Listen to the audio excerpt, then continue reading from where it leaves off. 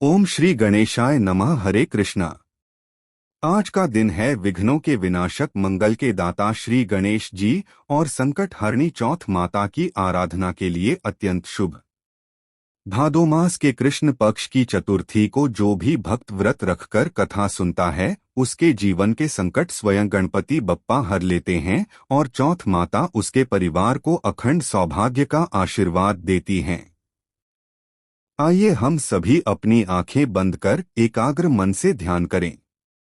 सिंहासन पर विराजमान गजमुख राजाधिराज एक दंत कर में मोदक वरद मुद्रा से आशीष देते चरणों में बैठी है संकट निवारणी चौथ माता। माथे पर चंद्रमा सा तेज, मुख पर करुणा की झलक और श्रद्धा पूर्वक प्रार्थना करें, हे गणपति बप्पा, हे चौथ माता, हम सबके जीवन से दुख और विघ्नों के बादल हटाओ, सुख शांति और समृद्धि का सूरज उदित करो। प्रिय श्रोताओं, अब मन में यह विश्वास रखकर कथा का पूर्ण श्रवण करें कि आज के इस मंगल अवसर पर आपके जीवन में भी कोई ना कोई चमत्कार अवश्य घटेगा।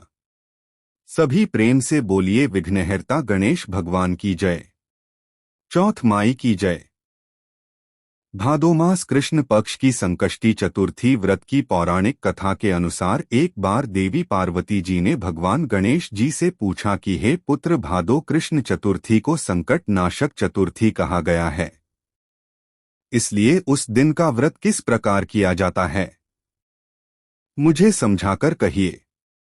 तब गणेश जी ने कहा, है माते, भादो कृष्ण चतुर्थी सभी संकटों के नाशक, विविध फलदायक और संपूर्ण सिद्धियों को देने वाली है। पूर्व वर्णित विधि से ही पूजा करनी चाहिए। हे देवी, इस व्रत में आहार संबंधी कुछ विशेषताएं हैं, उन्हें बतला रहा हूं। श्री कृष्ण जी कहते हैं कि हे युधिष्ठिर पुत्र, की ऐसी बातें सुनकर देवी पार्वती जी ने उनसे पूछा कि आहार और पूजन में क्या विशेषताएं हैं, उसे कहिए। तब गणेश जी ने कहा कि गुरु द्वारा वर्णित प्रणाली से इस दिन भक्ति भाव से पूजन करें। 12 महीनों में अलग अलग नामों से गणेश जी की पूजा करनी चाहिए। विनायक, एक दंत, कृष्णपिंग, गजानन, लंबोदर, भालचंद्र, हेरम, विकट, वक्रतुंड, आखुरक, विघ्नराज और गणादीप, इन 12 नामों से व्रती को गणेश जी की पूजा करनी चाहिए। अलग अलग महीनों में क्रमशः एक एक नामों से पूजा करें। चतुर्थी के दिन प्रातः नित्य कर्म से निवृत्त होकर व्रत का संकल्प लें। इसके बाद रात्रि में पूजन और कथा का श्रवण करें। पूर्व समय में नल नामक एक पुण्यात्मा और यशस्वी राजा हुए। उनकी रूपशालिनी रानी दमयंती नाम से प्रसिद्ध थी। एक बार उन्हें शापग्रस्त होकर राज्य से विमुख होना पड़ा और रानी के वियोग में कष्ट सहना पड़ा। तब उनकी रानी दमयंती ने इस सर्वोत्तम व्रत को किया। देवी पार्वती जी ने पूछा, है पुत्र, दमयंती ने किस विधि से इस व्रत को किया और किस प्रकार व्रत के प्रभाव से 3 महीने के अंदर ही उन्हें अपने पति से मिलने का सहयोग प्राप्त हुआ? इन सब बातों को आप बतलाइए। भगवान श्री कृष्ण ने धर्मराज युधिष्ठिर से कहा, है युधिष्ठिर, देवी पार्वती जी के ऐसा पूछने पर बुद्धि के भंडार गणेश जी ने जैसा उत्तर दिया उसे मैं कह रहा हूं, आप भी सुनिए। श्री गणेश जी कहते हैं, हे माते, राजा नल को बड़ी बड़ी विपदाओं का सामना करना पड़ा। हाथी खाने से हाथी और घुड़साल से घोड़ों का अपहरण हो गया। डाकुओं ने सारा राजकोष लूट लिया और अग्नि की लपटों में घिरकर उनका माल भस्म हो गया। राज्य को नष्ट करने वाले मंत्री लोगों ने भी उनका साथ छोड़ दिया। राजा जुए में सब कुछ गवा बैठे। उनकी राजधानी भी उनके हाथ से निकल गई।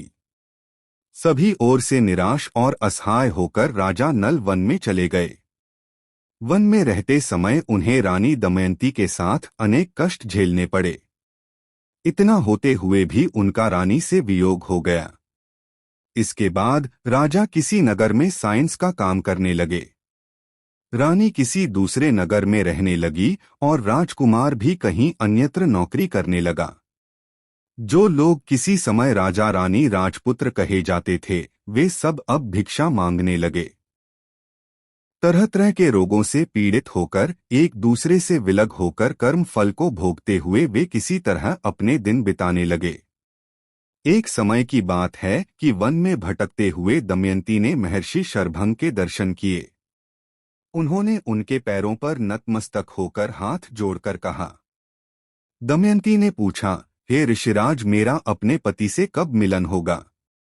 किस उपाय से मुझे हाथी घोड़ों से युक्त घनी आबादी वाली नगरी मिलेगी? मेरा भाग्य कब लौटेगा? हे मुनिवर, आप निश्चिंत रूप से बतलाइए।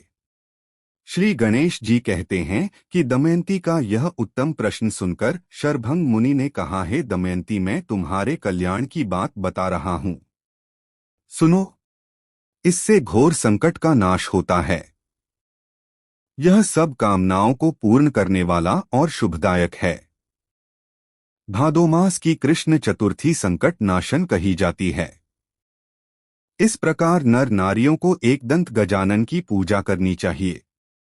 विधिवत व्रत और पूजन करने से ही, हे रानी, तुम्हारी संपूर्ण इच्छाएं पूरी हो जाएंगी और 7 महीने के अंदर ही तुम्हारा पति से भी मिलन होगा।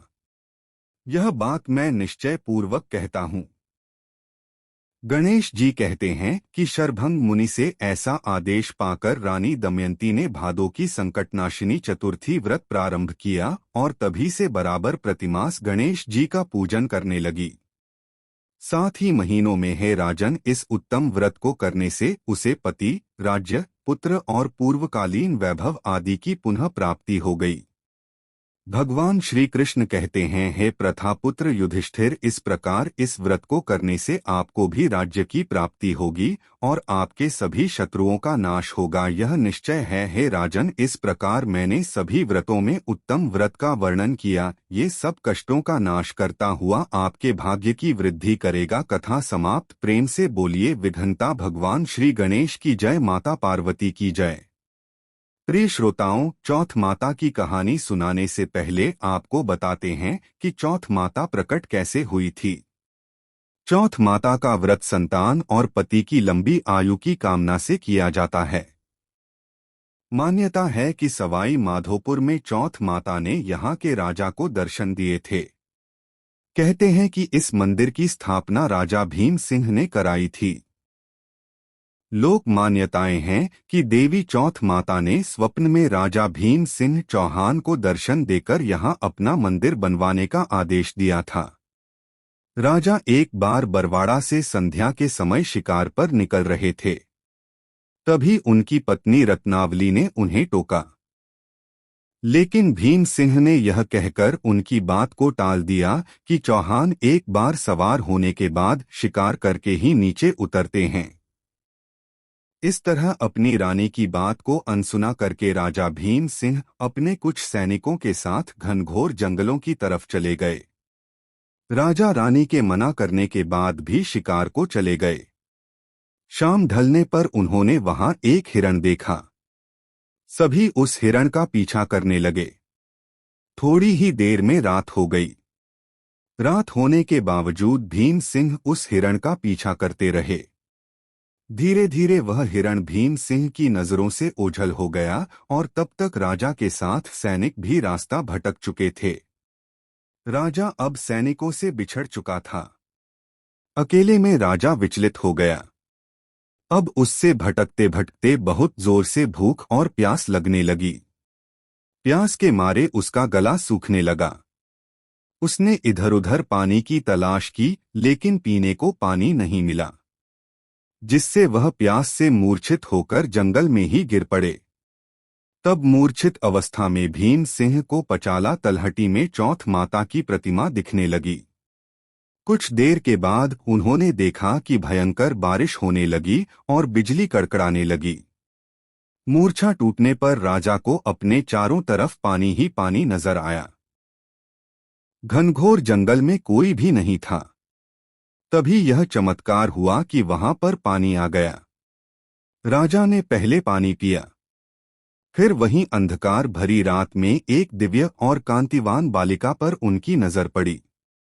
वह कन्या उस समय खेल रही थी।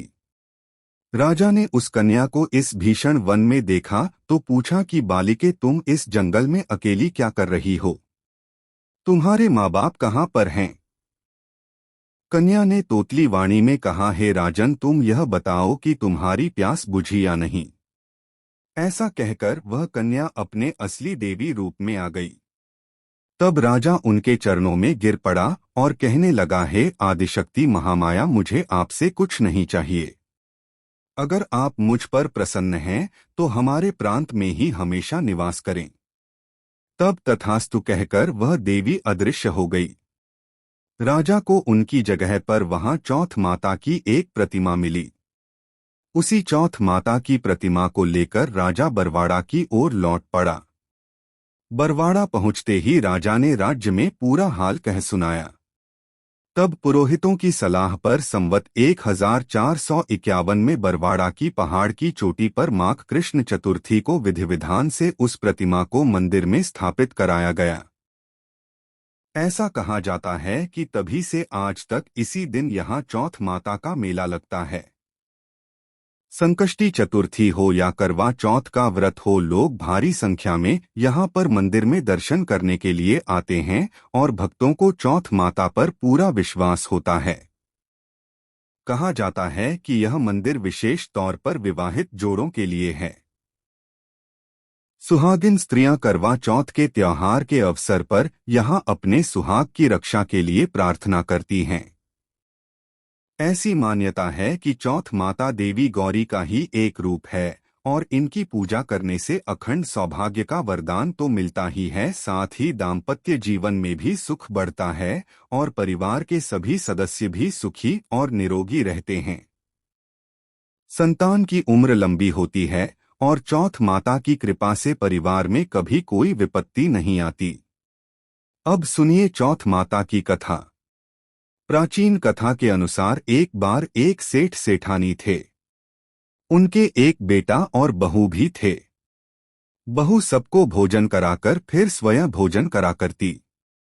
उनकी एक पड़ोसन ऐसी भी थी जो रोज बहू से पूछती कि बहू आज क्या बनाया खाया है। बहू कहती ठंडोबासी।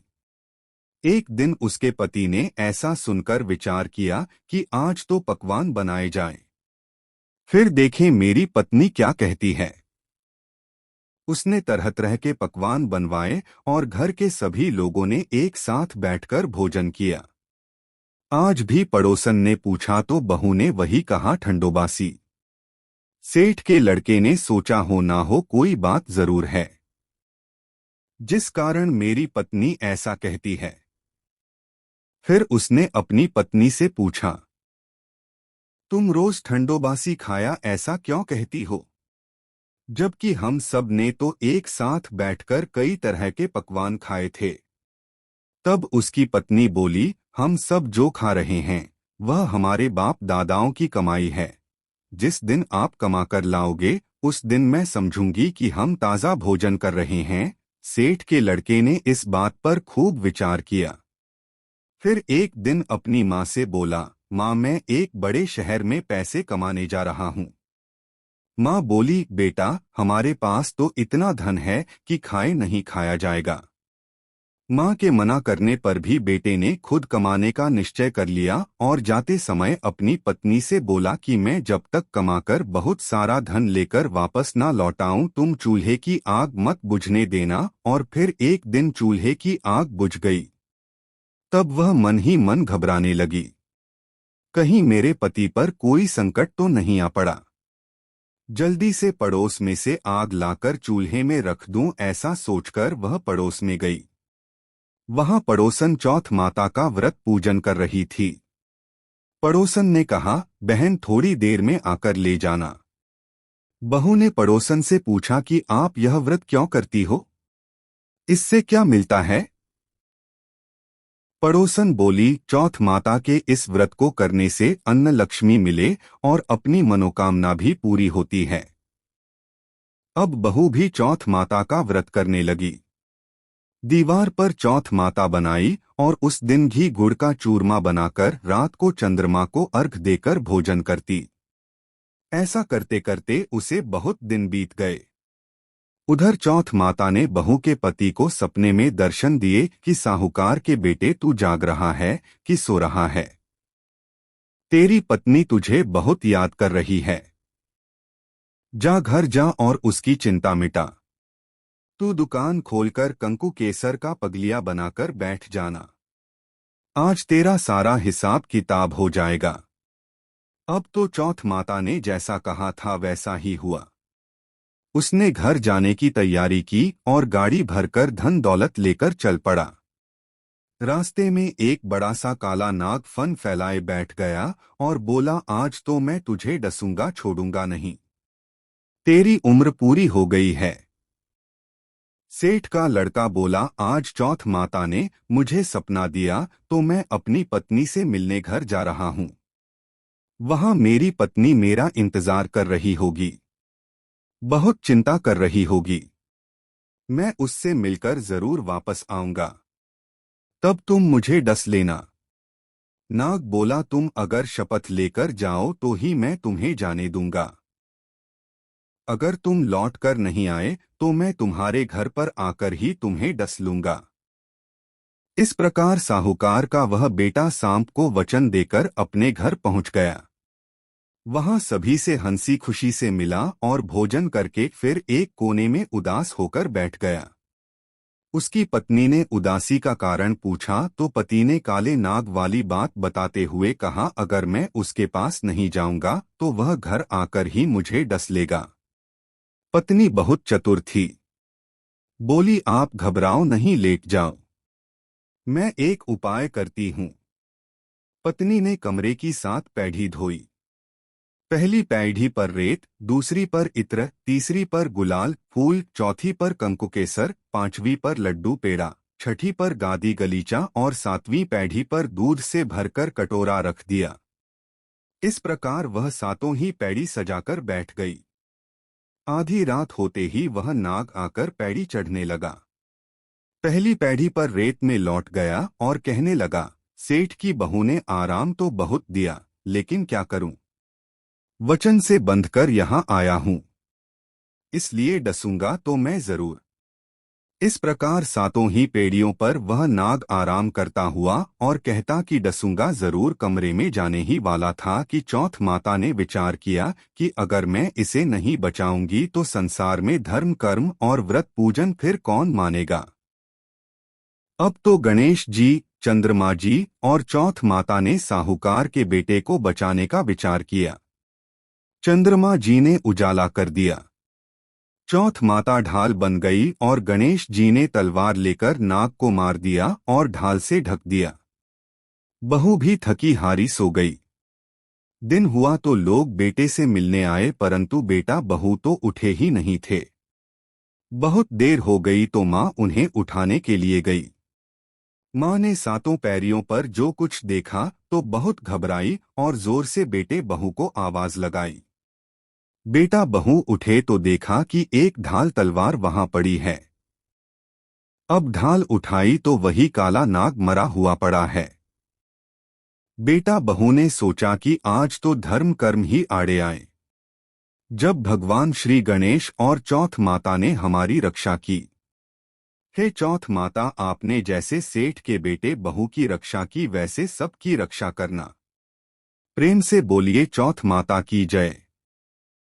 जय गणपति सद्गुण सदन कविवर बदन कृपाल विघ्न हरण मंगल करण, जय जय गिरजा लाल, जय जय जय गणपति गणराजू मंगल भरण करण शुभ काजू, जय गज बदन सदन सुखदाता विश्व विनायका बुद्धि विधाता वक्रतुंड सुचिशुंड सुहावना तिलक त्रिपुंड भाल मन भावना राजत मणि मुक्तन उमाला स्वर्ण मुकुट शर नयन विशाला पुस्तक पाण कुठार त्रिशूलम मोदक भोग सुगंधित फूलम सुंदर पिताम्बर तन साजित चरण पादुका मुनि मनराजित धन शिव सुवन शटानन भ्राता गौरी लालन विश्व विख्याता रिद्धि सिद्धि तन चवर सुधारे मूषक वाहन सोहत द्वारे कहो जन्म शुभ कथा तुम्हारी अति सुचि पावन मंगलकारी। एक समय गिरिराज कुमारी पुत्र हेतु तप की ना भारी भयो यज्ञ, जब पूर्ण अनुपा तब पहुँचो तुम धरी ध्रुपा अतिथि जान के गौरी सुखारी बहुविधि सेवा सेवा करी तुम्हारी अति प्रसन्न हवे तुम वर दीना मातु पुत्र हित जो तप कीना मिलह पुत्र तू ही बुद्धि विशाला बिना गर्भ धारण यही काला गणनायक गुण ज्ञान निधाना पूजित प्रथम रूप भगवाना अस्कह अंतर ध्यान रूप हवे पालना पर बालक स्वरूप रूप हवे बन शिशु रुदन जबह तुम थाना लख मुख सुख नहीं गौरी समाना सकल मगन सुख मंगल गावह नाभते सुरन सुमन वर्षावह शंभु उमा बहुदान लुटावह सुरमुनि जन सुत देखन आवह लख अति आनंद मंगल साजा देखन भी आए शनि राजा निज अवगुण गुण शनि मन माही बालक देखन चाहत नाही गिरजा कछु मन भेद बढ़ायो उत्सव मोर न शनि तू भायो कहत लगे शनि मन सकुचाई का कर हो शिशु मोह दिखाई नहीं विश्वास उमा उभ भयहु शनि सो बालक देखन कह्युपद तह शनि दृक् कोन प्रकाशा बालक सिर उड़ गयो आकाशा गिरजा गिरी विकल हवे धरनी सो दुख दशा गयो नहीं वर्णी हाहाकार मत कैलाशा शन की नहीं लख सुत को नाशा तुरंत गरुड़ चढ़ विष्णु सिधायो काटी चक्र सो गस सिर लायो बालक के धड़ ऊपर धारियो प्राण मंत्र पढ़ शंकर डारियो नाम गणेश शंभु तब कीन है प्रथम पूज्य बुद्धि निधि वर दीन है बुद्धि परीक्षा जब शिव कीन्हा पृथ्वी कर प्रदीक्षणा लीना चले षडानन भरमी भुलाई रचे बैठ तुम बुद्धि उपाय चरण मात पितु के धर लीन है तिनके साथ प्रदक्षिणा कीन है धनी गणेश कहे शिव हर्ष नभते सूरत सुमन बहु बरसे तुम्हारी महिमा बुद्धि बढ़ाई शेष सहस मुख सके ना गाई में मथीन मलिन दुखारी करहु कौन विधि विनय तुम्हारी भजत राम सुंदर प्रभु दासा जग प्रयाग करा दुर्वासा अब प्रभु दया दीना पर कीजे अपनी शक्ति भक्ति कुछ दीजिए। श्री गणेश यह चालीसा पाठ करे कर ध्यान नित नव मंगल ग्रह बसे लह जगत सम्मान संबंध अपने सहस्त्रदश ऋषि पंचमी दिनेश पूर्ण चालीसा भयो मंगल मूर्ति गणेश जय गणेश जय गणेश जय गणेश देवा माता जाकी पार्वती पिता महादेवा जय गणेश जय गणेश जय गणेश देवा वा माता जाकी पार्वती पिता महादेवा एक दंत दयावंत चार भुजाधारी माथे सिंदूर सोहे मूस की सवारी जय गणेश जय गणेश जय गणेश देवा माता जाकी पार्वती पिता महादेवा पान चढ़े फूल चढ़े और चढ़े मेवा लड्डूवन का भोग लगे संत करे सेवा जय जय गणेश जय गणेश जय गणेश देवा माता जाकी पार्वती पिता महादेवा अंधन को आँख देत कोढ़िन को काया बांझन को पुत्र देत निर्धन को माया जय गणेश जय गणेश जय गणेश देवा माता जाकी पार्वती पिता महादेवा सूर्य श्याम शरण आए सफल की जय सेवा माता जाकी पार्वती पिता महादेवा जय गणेश जय गणेश जय गणेश देवा माता जाकी पार्वती पिता महादेवा दीन की लाज रखो शंभु सत्कारी कामना को पूर्ण करो जाऊं बलिहारी जय गणेश जय गणेश जय गणेश देवा माता जाकी पार्वती पिता महादेवा जय गणेश जय गणेश देवा व माता जाकी पार्वती पिता महादेवा सभी प्रेम से बोलिए गौरी गणेश की जय चौथ माई की जय।